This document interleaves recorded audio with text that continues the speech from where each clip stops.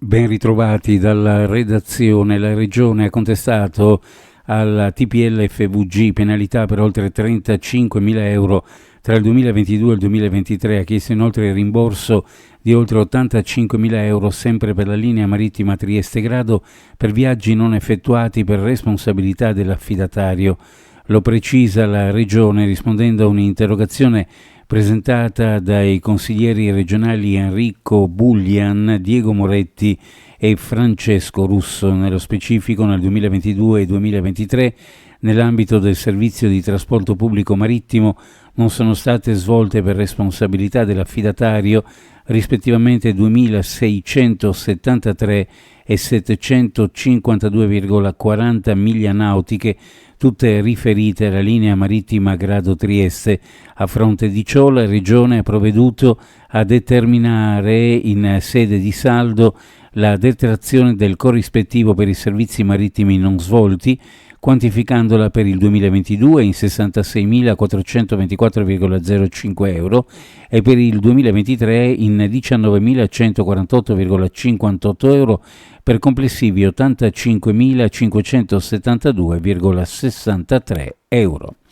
La DDA di Catanzaro ha fatto scattare il sequestro preventivo per quasi 50 milioni di euro, nonché di fabbricati e terreni per un valore di oltre mezzo milione di euro. Anche in questo caso, come nella maggior parte dei casi, l'indagine è stata condotta dalla Guardia di Finanza. La matrice è quella della criminalità organizzata calabrese della Cosca Gallace di Guardavalle, evidentemente interessata all'utilizzo del porto di Trieste come snodo significativo nel traffico di cocaina dell'Adriatico verso i mercati del nord Europa.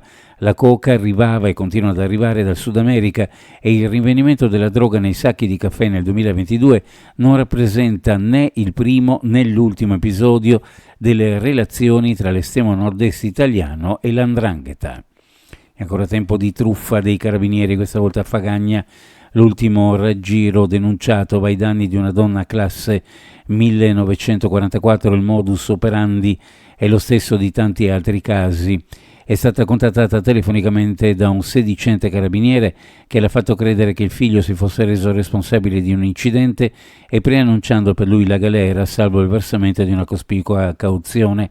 La donna ha così poi radunato 600 euro in contanti, diversi monili in oro, ancora non quantificati, consegnandoli di lì a poco a un uomo, presentandosi alla sua porta che vestiva abiti civili. Sulla questione indagano i militari della stazione dei carabinieri di Fagagna, comune presso cui la vittima risiede.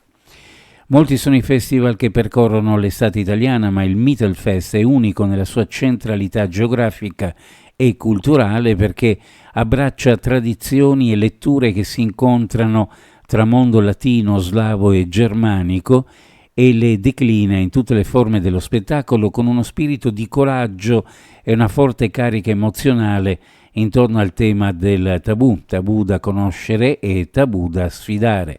Lo spettacolo in tutte le sue forme diventa così non solo più un piacere, ma uno strumento necessario per capire a che punto della nostra storia siamo. Così si è espresso il vicegovernatore Mario Anzil alla serata inaugurale del Mittelfest, che ha avuto inizio alla chiesa di San Francesco con lo spettacolo The Long Shadow of Alois Brunner. Uno sguardo alle previsioni meteorologiche per la giornata. Nella prima parte della giornata possibili rovesci temporali su pianura e costa, specie ad est, in seguito tempo stabile, cielo poco nuvoloso, variabile nel pomeriggio sulla zona montana, venti a regime di brezza. Temperature minime in pianura fra 18 e 21 gradi, sulla costa fra 21 e 24, le massime in pianura fra 29 e 32 e sulla costa fra 28 e 30 gradi centigradi. Previsioni a cura di ARPA FVG Meteo. Ed è tutto per il momento con l'informazione, grazie per averci seguito, a più tardi.